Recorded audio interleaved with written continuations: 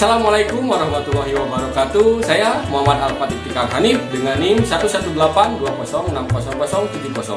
Saya berasal dari program studi pendidikan biologi UIN Sunan Gunung Jati, Bandung.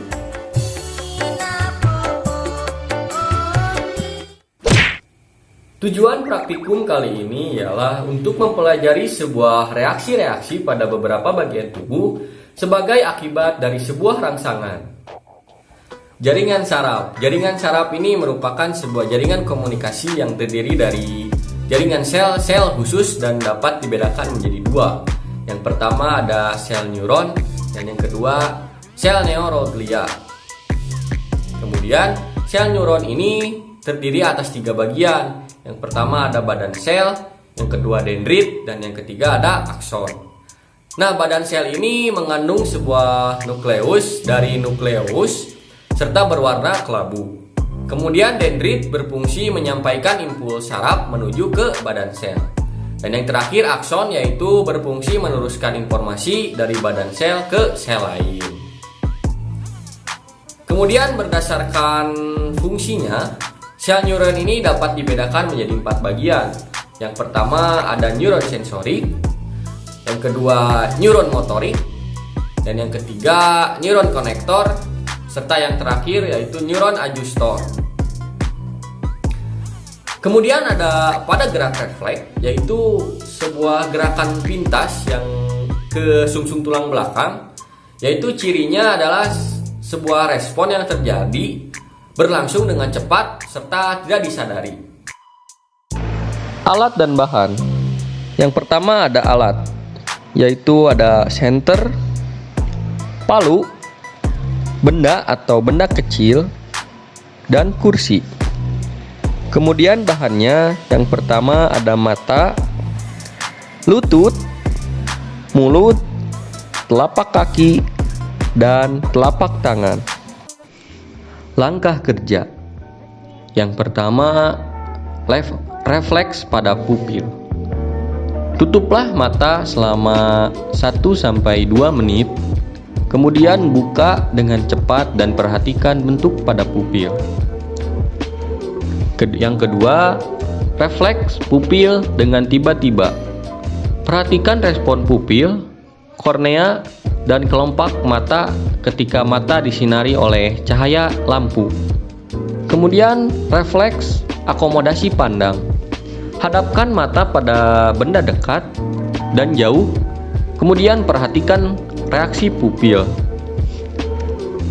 Yang selanjutnya ada refleks menelan.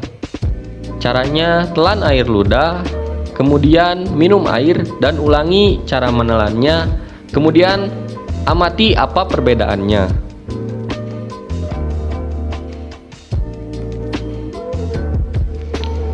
Selanjutnya ada refleks pada telapak tangan. Jatuhkan benda pada telapak tangan, kemudian perhatikan refleks telapak tangan tersebut pada benda yang jatuh tadi. Kemudian ada refleks pada patella. Duduklah pada kursi dengan kaki yang menggantung. Tekuklah patella atau legumen, serta ulangi 1 kali lagi.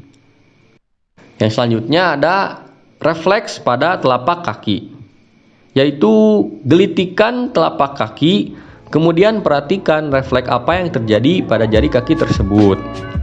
Yang terakhir ada refleks pada saat kita bersin, yaitu amati aksi yang terjadi ketika bersin. Lanjut ke hasil pengamatan. Yang pertama pada rel ketika ditutup selama 1-2 menit, yaitu ketika mata dibuka setelah 2 menit ternyata pupil itu mengecil. Nah, hal ini dikarenakan pada saat kondisi gelap pupil akan membesar, sedangkan pada kondisi terang pupil akan mengecil. Itulah sebabnya ketika mata ditutup, maka pupil menghasilkan refleks menjadi kecil. Kemudian reaksi pupil tiba-tiba yaitu ketika diberikan sinar dari senter. Ketika diberi sinar, mata pupil mengecil. Karena normalnya pupil itu akan bereaksi terhadap cahaya. yaitu dengan membesar ketika berada di tempat gelap, kemudian mengecil ketika terkena cahaya. Kemudian ada yang ketiga, refleks akomodasi pandang. Semakin benda menjauhi mata, maka pupil akan membesar. Nah, begitupun sebaliknya. Pengecilan pupil pada mata saat melihat objek dekat bertujuan agar penglihatan tidak kabur dan meningkatkan fokus atau kualitas penglihatan.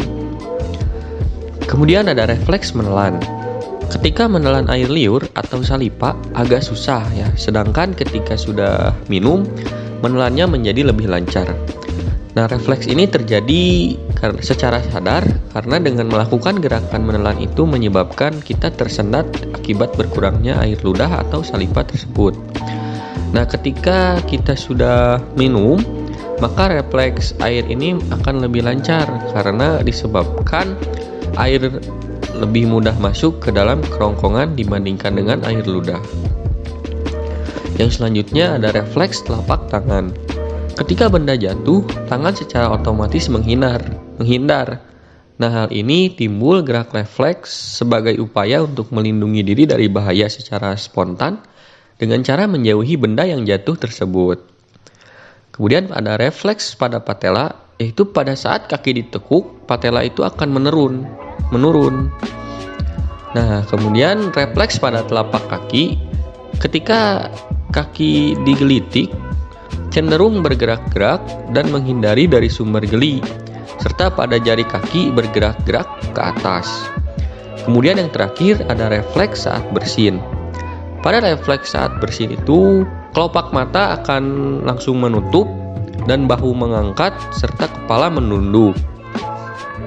Nah, cukup sekian yang dapat saya sampaikan. Kurang lebihnya saya mohon maaf. Wallahul muwaffiq ila aqwamit thoriq. Wassalamualaikum warahmatullahi wabarakatuh.